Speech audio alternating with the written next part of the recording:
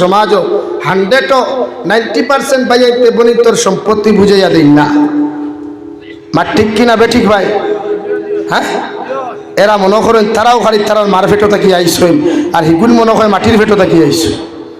বলেন ইলা হাজারো বাইন আসুন, দেখবা মুসো তেল দের খালি, আর বাইপাসও গিয়া লম্বা সিগারেটও আগুন ধরাইয়া খালি উবাস উবাস হয় তার লাখান ঠান দের।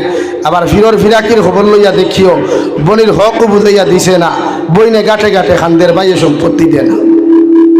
এর লাগি বাইর যে হক আছে, বাপর সম্পত্তিতে মালিক আছো তুমি, এই সম্পত্তি তুমি বক্ষণ করতে পারবা। হ্যাঁ, এতে যদি বইনে দাবি ছাড়িয়া তোমার দেয়া যায় কি সেটা বনির ব্যাপার, কিন্তু তোমার বাইর দায়িত্ব হইল বনির সম্পত্তি বুঝাইয়া দাও।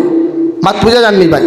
আর না ফিরাকি তা খাম হইতো না, এটা তো ফিরাকি মাঝে মাঝে চকুর পানি ফালাইয়া ইয়া গঠারু ইয়া গঠারু ইয়া গঠারু মারটা হায়, ইটা খাম হইতো না।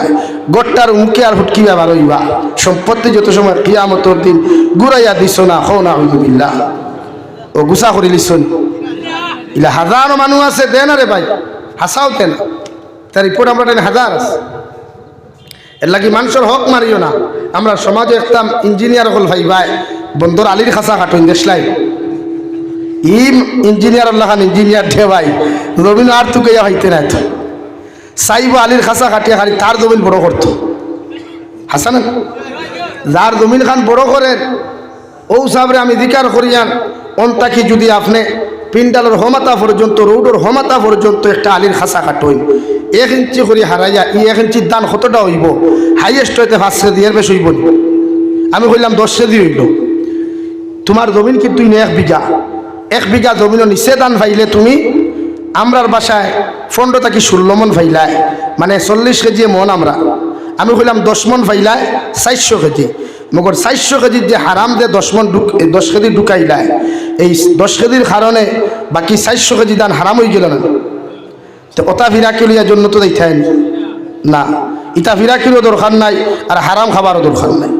দু জাহানের নবী বলেন 3 আমল যত মুসলমানের জীবনের মধ্যে আমি নবী দেখতে পাইমু, কিয়ামতের ময়দানে অতজন মুসলমান জান্নাত যাইবা। সাহাবায়ে কেরাম ওকলে ফরমান ইয়া রাসূলুল্লাহ, ওগো আল্লাহর নবী কোন 3টা আমল আপনি দুনিয়ার জমিনও দেখতে পাইলে আপনার উম্মত জান্নাত যাইবা? নবী বলেন 1 নম্বর মান আকালা তাইয়িবান, যত মুসলমানের জমিনের মধ্যে হালাল খাইবাই, পেটের মধ্যে হালাল মাল তোমার পেটের মধ্যে তুমি ঢুকাইবাই, যত মানুষে হালাল গেদারে তোমার পেটের মধ্যে তুমি ঢুকাইবাই।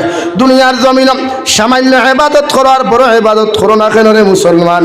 আল্লাহর নবী মুহাম্মদুর রাসূলুল্লাহ সাল্লাল্লাহু তাআলা আলাইহি ওয়াসাল্লাম ফরমাইন হারাম খাইয়া যত ইবাদত করো যত সাদাকা জমিন করো আল্লাহ ওইগুলারে কবুল করতো না। নাউযু বিল্লাহ। আগর মেসা বকলে দোয়া করলে মানুষে আমরা কইতা হুজুর আগর ইমাম বকলে দোয়া করলে রোগী মরতো আর না রোগী সুদা হইতো। এখন কুরমেসা বকল দি খতমে খাজে গান ফরাই, খতমে ইউনুস ফরাই, খতমে আম্বিয়া ফরাই, খতমে কুরআন ফরাই, খতমে শিফা ফরাই। মগর এখন কুরমেসা বকলর দোয়ায় রোগী মরেও না সুদা হয় না, ঠিক কিনা? এখন আমি জিকার করি আর হে রানী পুকুরির মুসলমান মেসা বকল দি 5 থেকে 6 গান খতম পড়াই নাই, মগর তোমার বাবার মৃত্যুও হয় না, তোমার বাবা জমিন সুজা হইন না, এর জন্য মেসাব দায়ী নাকি আমরা দায়ী? জবাবটা দেও চাই। খে দায়ী আপনারা নি তে মাঝে মাঝে কয় আল্লাহ ইটা মূল্যায়ন দি গীতা করতায় মূল্যায়ন তোর দোয়া কবুল হয় না। এখন মেসা বকলর নাম শুনলে বুথ এমনি দৌড়াইতো, নাম শুনলে না যেমতে হুমতো বেলতলার বুথে ধরছে আর রানীপুকুরের ইমাম সাহেব যাইত্রা এ আল্লাহ সুবহানাল্লাহ আমার ছাড়ি দিয়ে রাবা আমি আর আইতাম না।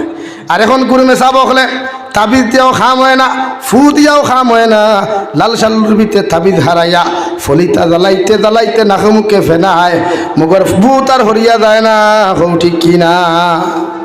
খেনে রে ভাই মেসাবর দুষ্টি না, মেসাবও ঠিক আছে, কোরআনও ঠিক আছে, ফলিতাও ঠিক আছে, তাবিজও ঠিক আছে, মগর এই তেলের মধ্যে হারাম ঢুকায়, তাবিজর পয়সা দিয়া হারাম পয়সা দি মেসাবরে যে লাল শাল্লু খান্তা লইয়া দিসলাই ও শাল্লু খান্তাও হারাম।